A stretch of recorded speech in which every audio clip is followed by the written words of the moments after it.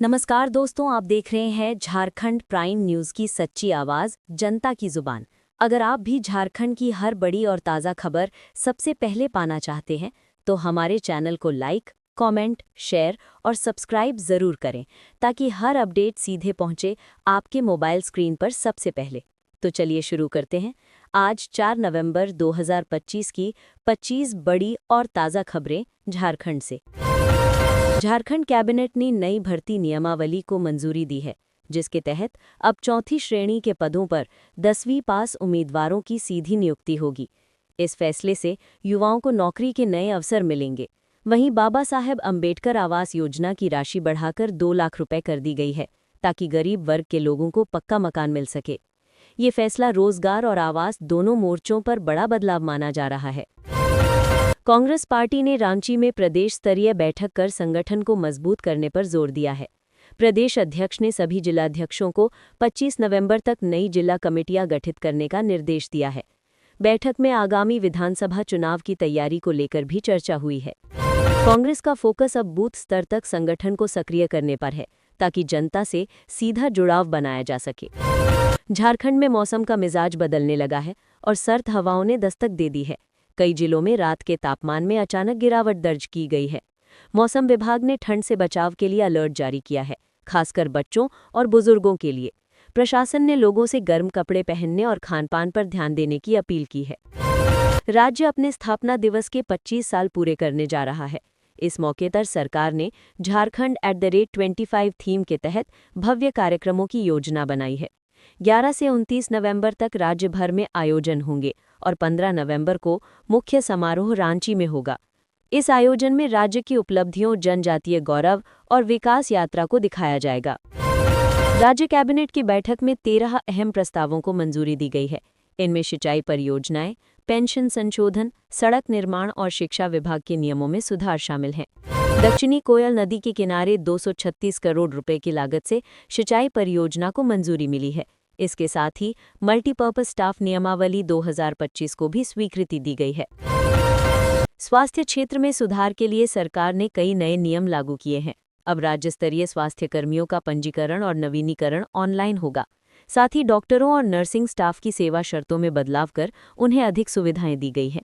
इन सुधारों का उद्देश्य स्वास्थ्य सेवाओं की गुणवत्ता को बेहतर बनाना है। राज्य में सड़क सुरक्षा को लेकर ओवर स्पीडिंग अवेयरनेस वीक की शुरुआत हुई है। ये अभियान 3 नवंबर से चल रहा है और इसका उद्देश्य तेज रफ्तार से हो रही दुर्घटनाओं को कम करना है। ट्रैफिक पुलिस और स्कूलों के सहयोग से लोगों को जागरूक किया जा रहा है। सरकार का मानना है कि सावधानी से ही सड़क हादसों में कमी लाई जा सकती है। हाल ही में रक्तदान और ब्लड बैंक की सुरक्षा को लेकर राज्य भर में विशेष अभियान शुरू हुआ है।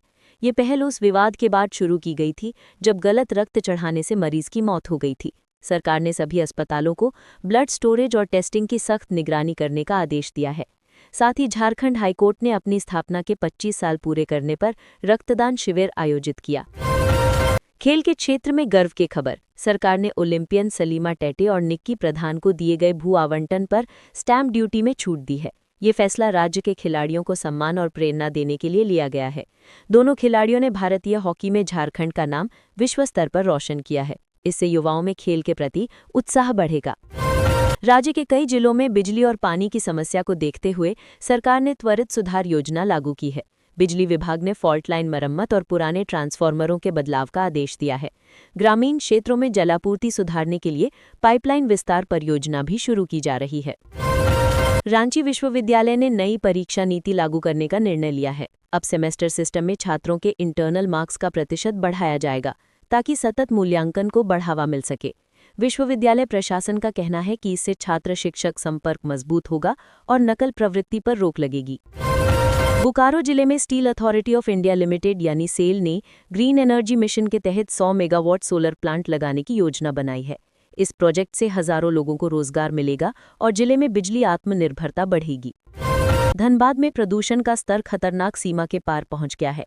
कोल बेल्ट में लगातार कोयला ढुलाई और निर्माण कार्यों के कारण वायु गुणवत्ता सूचकांक यानी AQI 320 के पार पहुंच गया है। प्रशासन ने कोयला ट्रकों पर पानी छिड़कने और धूल नियंत्रण उपाय लागू करने के निर्देश दिए हैं।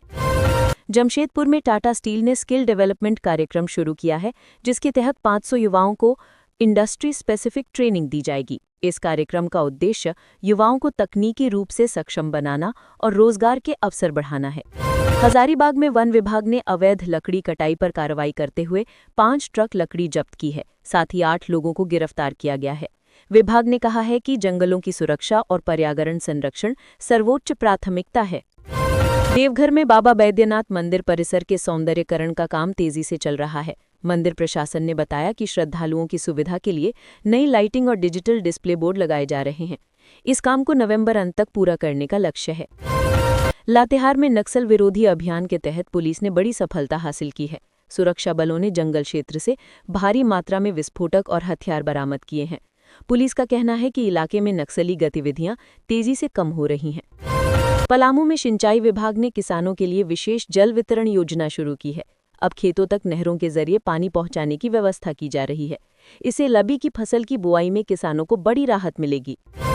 गिरिडीह जिले में महिला स्वयं सहायता समूहों को 2 करोड़ रुपए की सहायता राशि दी गई है। ये राशि लघु उद्योग और स्वरोजगार को बढ़ावा देने के लिए दी गई है। समूहों को सोलर चाक और मशीन आधारित सिलाई प्रशिक्षण दिया जा रहा है। साहिबगंज में गंगा नदी के किनारे नए क्रूज टूरिज्म प्रोजेक्ट की शुरुआत की गई है। इससे लोकल लोगों को रोजगार मिलेगा और पर्यटन को नई दिशा मिलेगी।